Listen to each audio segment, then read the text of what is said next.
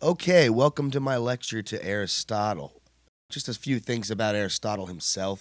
He was born in the Macedonian region in northeastern Greece, currently Macedonia. Considered the greatest philosopher of all times.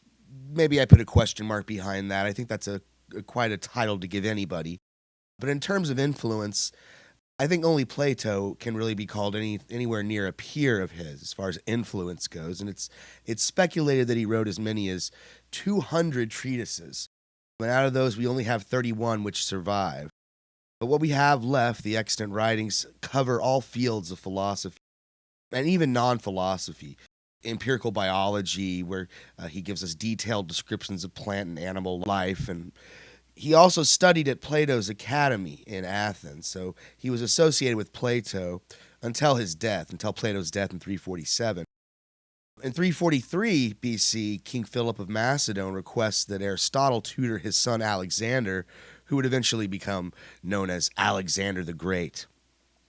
So Aristotle opened his own school in Athens, the Lyceum, and he started to develop his own philosophy, not only his own metaphysics, but more important to this course, his ethical views. And he agrees with Plato in the sense that he believes that things like justice and temperance and courage, things that are called virtues, these are central to a well-lived life, to living the good life.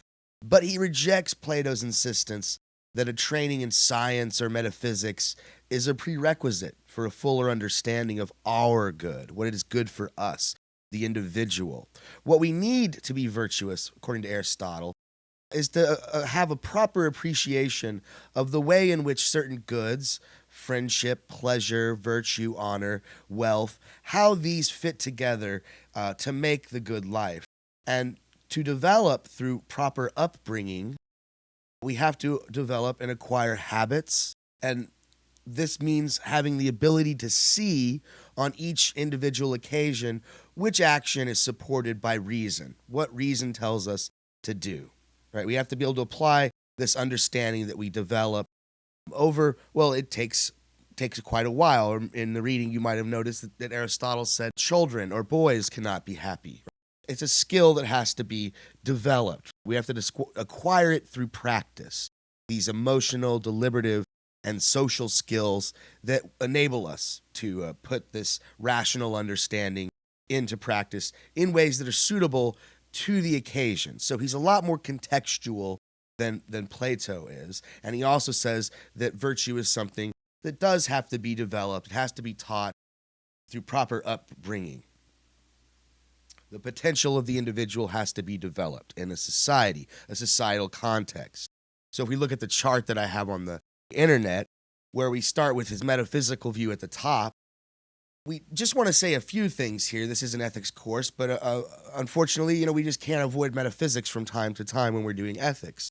So what I really want you to know about his metaphysical view, at least in this context, is that Aristotle sees the world as a natural order, that everything is rational in the universe, everything that exists fits, has a place, has a function that it serves. There's nothing extraneous in the universe, okay? His social view, his view of society, is basically that when we're looking at human civilizations, when we see human cultures, what we're seeing is this order, this underlying metaphysical order being expressed in human societies. This is an articulation or an expression of the underlying metaphysical order. So for Aristotle, societies don't just develop haphazardly, they don't just arise out of nowhere, but they develop as a part of this rational process, which he believes is true of all aspects of the universe. The universe itself is an ordered process, and societies are a part of that, an articulation of that underlying order.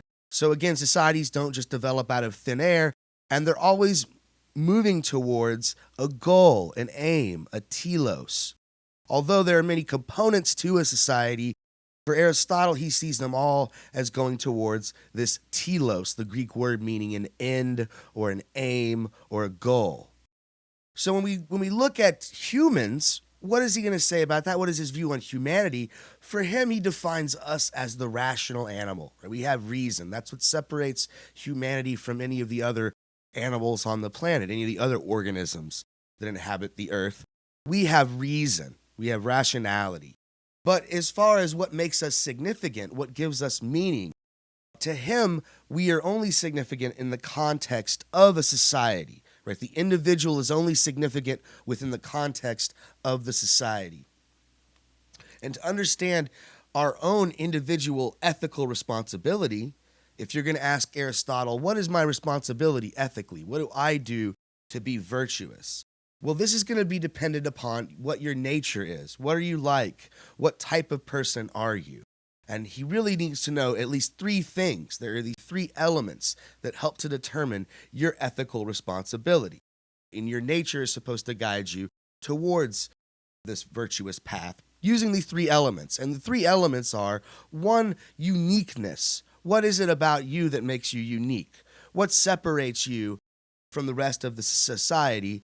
And if you use your reason and rationality to determine this, you can see how your uniqueness makes you uniquely fitted for what's natural to you and what is the best for you to do, right? Perhaps you are very athletic, broad shoulders, something like this, and you are uniquely fitted to be the football player, right? Or maybe you just have a natural inclination towards intellectual pursuits and you like to study philosophy, so perhaps you can be a philosophy professor.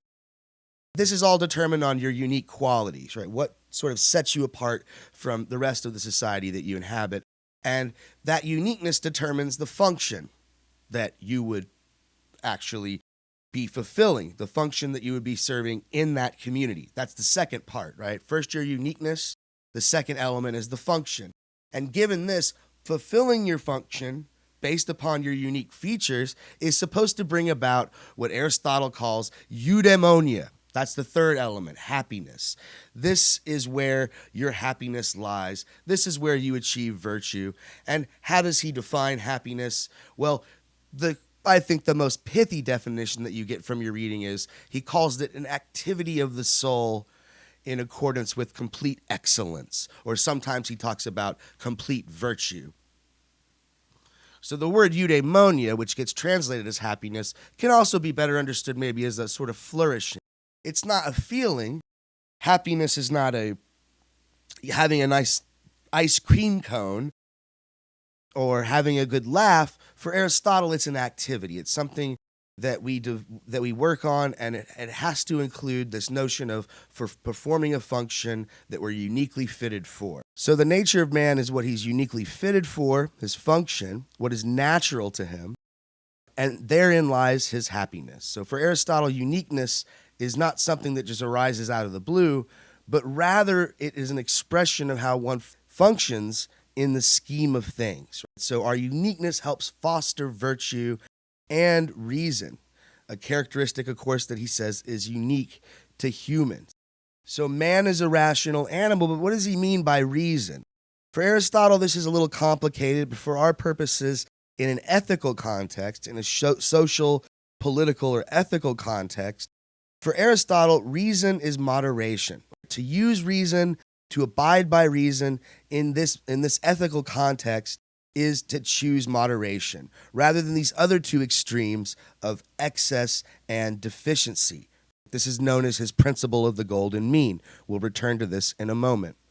But what about virtue? What does he talking about when he talks about virtue? Aristotle's ethics is often referred to as virtue ethics. Well, what is virtue for Aristotle? For him, a virtue is a type of trait. It's a character trait, but it only makes sense within a social context. And for him, a virtuous act or a beneficial act to an individual and a beneficial act to society are one and the same thing. This is synonymous for Aristotle. He doesn't really see how pursuing virtue in the individual and pursuing virtue in society could ever conflict. Maybe this is a little naive on his part.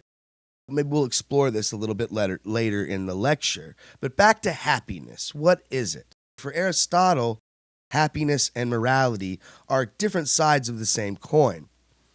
So, and again, what's beneficial to the individual, what produces happiness in the individual, true happiness, and what's beneficial to society are one and the same. It's inconceivable, says Aristotle, for an organism to be sustained when happiness conflicts with ethics. So happiness is not just pleasure, it's a kind of self-fulfillment, fulfilling that unique potential that lies within. It results when one completes or serves one's function in society. So amusement does not define a life. He wants to warn against a definition of happiness that wants to just call happiness a type of pleasure. It's not just pleasure, but self-fulfillment. He objects solely to material pleasures. Although he acknowledges that they may be necessary for the good life, they aren't everything. So by excellence, he says we mean excellence of the soul, not of the body. So to fulfill one's function in a society, this is to express virtue. So just a quick recap, happiness and virtue or morality are two sides of the same coin. Happiness isn't pleasure but self-fulfillment, and man's unique trait is his rationality. But reason for Aristotle is not just reason of the intellect, not just intellectual sort of reasoning, but there's also this moral reasoning in behavior, right? And this teaches us to be moderate, his principle of the golden mean. The contrary of this is to be impulsive, to be excessive or deficient. Okay, so to be reasonable is to avoid extreme behavior. And this makes Aristotle a bit of an anti-revolutionary. For him, political change should be gradual and it shouldn't be reactive. He talks about hamartia. The word is usually translated as sin. I don't believe that it came up in your reading of Aristotle, but it often translated as sin, but literally it means a missing of the mark. And Aristotle uses the archery metaphor quite a bit when he talks about virtue. Virtue is almost like the archer, aiming for the middle, aiming for the moderate, the center, the bullseye. And it takes quite a while to develop this skill, to be the good archer. But it's not the case that once we develop this skill, that we have to sort of refer to the general rules of archery every time we pull back that bow. No, for Aristotle, once we acquire that skill, once we acquire eudaimonia, that function, that perfect function, and we hit the mark, this is a skill that we can sort of maintain as long as we keep into practice, I suppose, and keep fulfilling that function based upon our unique traits. So really, sin or hamartia is a failure of competence. It's missing the mark, failing to get at the mean. So virtue is something that comes over time as a result of experience, judgment, and practice. And all virtue can be taken to opposite extremes. We must look for the mean in between. Okay, again, this is often referred to as Aristotle's principle of the golden mean. According to Aristotle, there's no principle that's absolute in and of itself. All ethical principles allow of exceptions. But what about his principle of the golden mean? Isn't this an absolute principle? This might be an objection to Aristotle. If he says that all virtuous actions tend towards the mean, that is, towards the middle, towards moderation, isn't this an ethical principle? Well, one reply that he might make is that this isn't really a principle. He's just describing virtuous actions. He admits at the beginning of the reading of the Nicomachean Ethics, he admits that ethics is not such an exact science.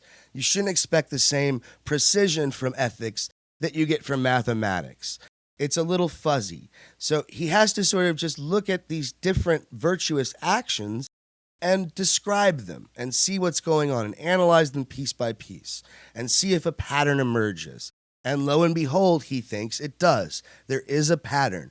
Virtuous actions tend to fall between these two extremes. So again, the principle of the golden mean isn't such an absolute. It's not really even a principle. It's more of a description of virtuous activities. And for Aristotle, a lot of times, what's moderate for you is maybe perhaps not moderate for another individual. This again is always based on your specific situation, your specific unique character traits, what separates you from other people in your societies. And for instance, you might even find different forms of moderation in different cultures. One example that comes to mind is during the late 80s when a lot of Americans were doing business in Japan, started doing business in Japan.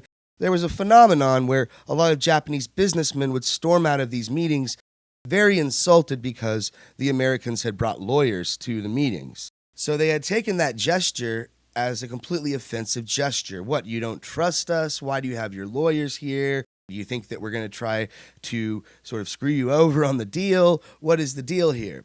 And the Americans were just baffled. What do you mean? That's not what our intentions were.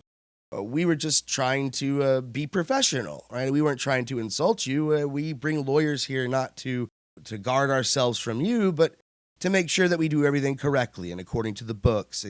We make sure that we cross all our T's and dot all our I's. So for Aristotle, he might resolve this tension, right? We got in Japan, no lawyers. In America, bring lawyers. Two conflicting outcomes, two conflicting views. How can they both be moderate? How can they both be aiming towards the mean? If this is the ethical action, culture A says bring lawyers to a meeting. Culture B says don't bring lawyers to a meeting. That's insulting. How can they both be right? Aristotle says they can. They can both be right. For him, perhaps, the social gestures themselves may differ from culture to culture. The way that we express virtue may differ from culture to culture. But underlying both gestures is this intent to show respect, right? Perhaps the way it gets expressed is going to be different from one culture to the next, but underlying, this bringing of lawyers to the meeting, not bringing lawyers to the meeting, underlying both of those is the urge to be respectful or professional. So for him, there's really no conflict there. He's not so concerned with the conclusions, but rather with the reasoning that's used to arrive at those conclusions. Are we using proper moral reasoning? That's more important for Aristotle. Did we use human rationality to determine what the moderate course was in the context of a society? Did we take into account our uniqueness? Did we fulfill a function? Did that action get us closer to the goal, closer to the aim of happiness? And if we can say yes, then for Aristotle, that is enough for him to approve of that ethical action. So again, for Aristotle, all virtues, all virtuous actions are expressions of the golden mean. There is such a thing, he says, as even extreme justice. We can take justice too far. Even though justice is a virtue, we can take it to an extreme.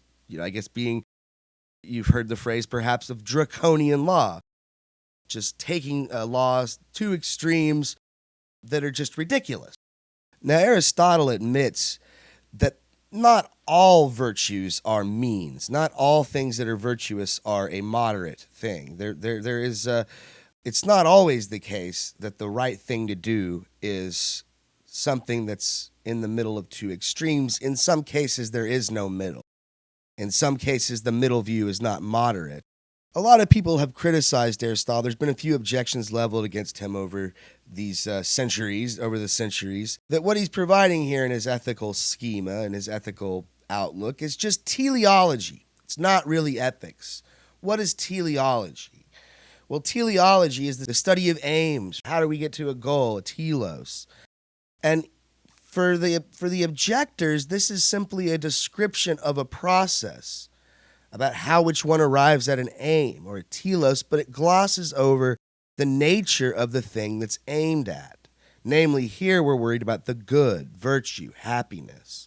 So where or how exactly is Aristotle supposed to ground his principle of moderation? What gives it its foundation? On a basic level, moderation seems socially desirable, so we can give him this. And the whole reason for morality, according to Aristotle, is to promote a happier society. But there is a distinction between reasons for something and the nature of it. So there may be a reason for virtue because it's socially acceptable, but does that get at the nature of virtue, right? Teleologically, there's a reason behind Aristotle's insistence on moderation, but does that get at the nature of good actions? If I asked you to describe a certain sport, if you're into competitive sports, take basketball or something like this, and I asked you, what is the telos of basketball? Well, to win the game. Okay, now how do you arrive at that telos? Well, you have to score the most points. Okay, well, how do you score the most points? And then we start getting into the aspects of the game. We might start talking about the different positions, the rules of the game, different strategies that one might use to win the game of basketball. But even if we've described this process in absolute just picture perfect detail, have we talked about the nature of why it's important or why one should play basketball?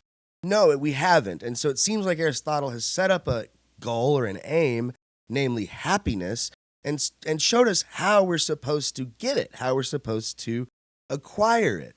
But he hasn't really grounded that. I mean, basically, he probably thinks he has, because he thinks that happiness is the one thing that we all aim at, and it's the one thing it's a self-sufficient end. What he means by that is it's the one thing we want for the sake of itself and not for the sake of anything else. It's the only thing that's like that.